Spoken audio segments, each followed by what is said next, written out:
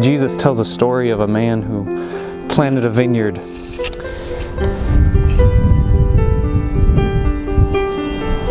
He put up a fence. He built a watchtower, dug a wine press. And then he went on a journey and he left the vineyard to the farmers and rented it out to them. Once the harvest time came and the fruit was going to be ready, Jesus sent his servants back to gather the fruit. His servants came back and the tenants, they beat one of them, they killed another, and they stoned the third. And so the landowner sent more servants than the first time. But the tenants treated them the same way. And then the landowner sent his own son, thinking that they'll respect my son. When the tenants saw the son, they said, "Here's the heir. If we kill him, we can take the inheritance for ourselves." And so they took him outside the vineyard and they killed him.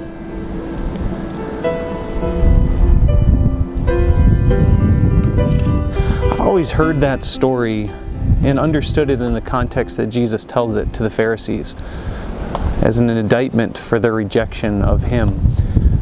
But recently I've been thinking about that story from the perspective not as of God the Father as the landowner, but from the perspective as the son.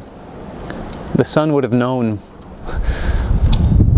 what happened to the other servants. He would have known what's coming.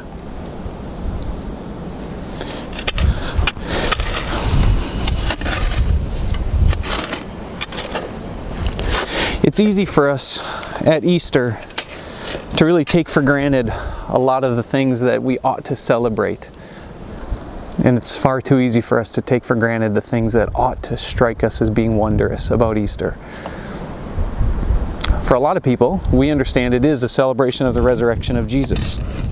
And for others, they do a better job of connecting Jesus' atoning sacrifice on the cross for their sins. But there was a sacrifice that Jesus made before Good Friday. A sacrifice that in many ways I believe could be even more significant than his death on the cross. It's a kind of sacrifice that I think the world and our enemy want to cause us to forget, because it speaks specifically of the love of God for sinners. The Apostle Paul writes to the Philippian church with these words. In speaking of Jesus, he says, "Who being in the very nature God, did not consider equality with God as something to be held on to or something to be grasped, but instead he made himself nothing, taking on the very nature of a servant and being made in human likeness, and being found in the appearance of man, he humbled himself and became obedient unto death, even death on a cross." There's a word for what Paul is describing here to the Philippian church, speaking of Jesus. And the word is incarnation. Jesus knew what was in front of him. Jesus knew from eternity past, by the will of the Father, obedience to God would mean laying down his life by first becoming man.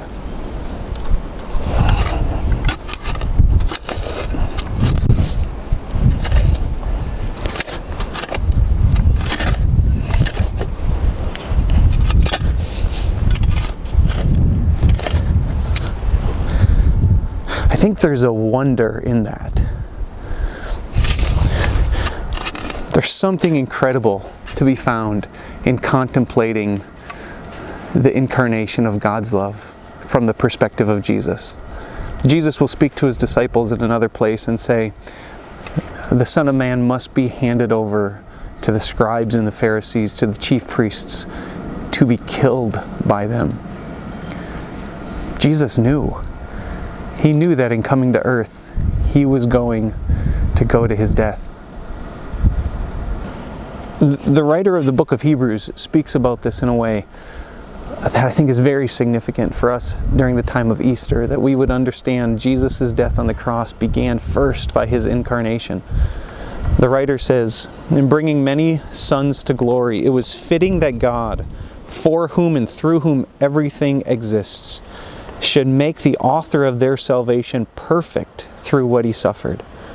Both the one who makes men holy and those who are made holy are of the same family.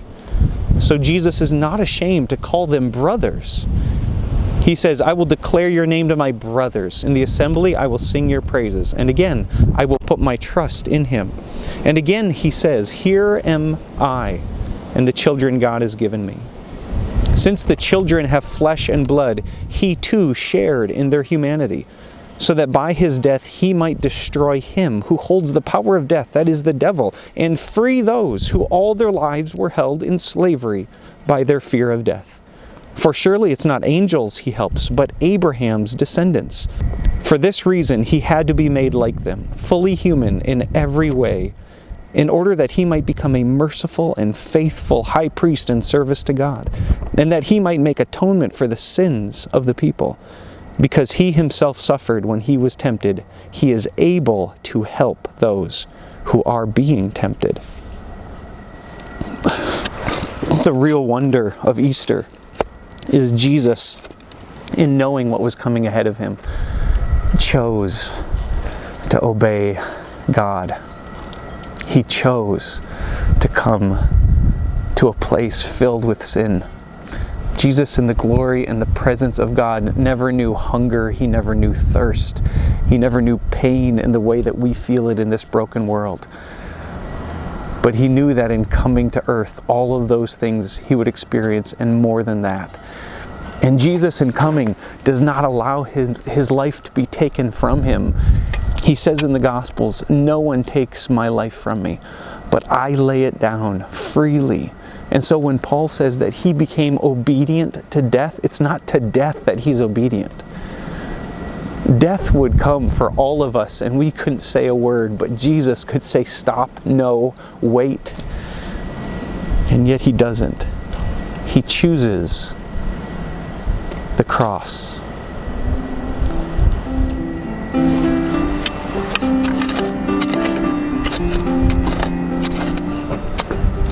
I think there's probably three main things that are important for us to see. First, from the writer to the book of Hebrews, he says that it was specifically because Jesus was tempted that he is able to help those who are being tempted. Jesus, being fully God, in his nature divine, didn't know the pain and suffering of this world the same way that he could find out and experience it as a man. But he came. He was hungry. He was thirsty. And he knew all of the same temptations that you and I face, yet without sin. And it's specifically because of his humanity, sharing in our flesh and blood, that Jesus is able to help us. There's an important principle here, and it's that of the Incarnation. To truly be able to put yourself in someone else's shoes so that you can help them means that you and I might have to leave the comfort of the regular routines that we have and model our service and ministry just like Jesus. Because Jesus is able to help us because he was incarnated. The next thing that I see here, it really comes from the beginning of Paul's theological treatise recounting the pouring out of Jesus from a place of glory to a place of humility. He starts out by saying, let your attitude be the same as Christ Jesus, who being in the very nature God did not consider equality with God something to be grasped, but he made himself nothing. The reason why this is important is because if we as God's people are ever going to be united, if we are going to love one another the way God wants us to, it begins by changing our attitudes so that we would think and act like Jesus, meaning we consider others as better than ourselves. true ministry and true help in this world, it comes because we model our lives and our attitudes after Jesus. The last thing that I find so wondrous about Easter is the fact that Jesus chose to come and to put himself in a place where he knew he was going to die. He didn't stay removed from our pain. He didn't stay removed from our troubles. He knew the whole time that it would lead ultimately to his death. And without taking away a shred of that experience, Jesus even prays on the night of his death, "Father, if it be your will, take this cup from me. Yet not my will, but yours be done." He knew what it felt like to resist sin, even to the point of sweating like drops of blood from his brow. He knows how to help you. He models for us the attitude, and he chose to come to a place, to be planted in a place where he would ultimately die.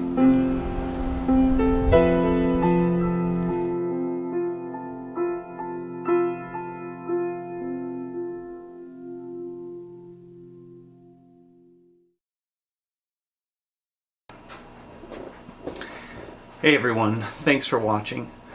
It's Saturday today. I am in the process of trying to open a new YouTube account so that I can upload this video.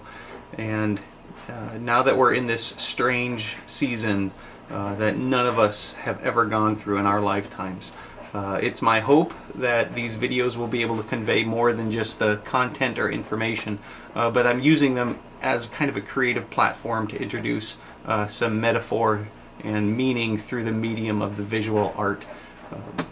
We are at our church connecting everybody into what we're calling circles. Many of you are already connected to a small group.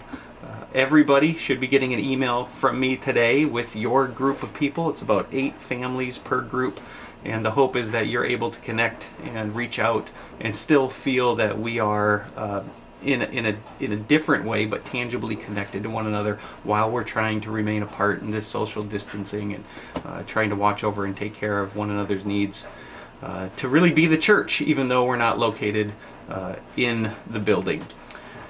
One of the other things that if you're using this for kind of spiritual replacement for a Sunday morning worship service, I will have posted on our website just above this video. You'll see a little circle with the word save that you can click, and there will be like a sermon insert that has some more questions that you can work through. I would love for you to be able to interact with some more people in your circle on those questions and really try to apply to our lives the practical outworking of appreciating what God has done and shown in giving Jesus, sending him to earth and giving him for us. So as awkward as this is, I don't enjoy talking to a camera, and I'm sure you don't particularly enjoy necessarily having church in front of a computer. We're going to get through this together. I pray that God blesses you and keeps you. Thanks for watching. Have a great week.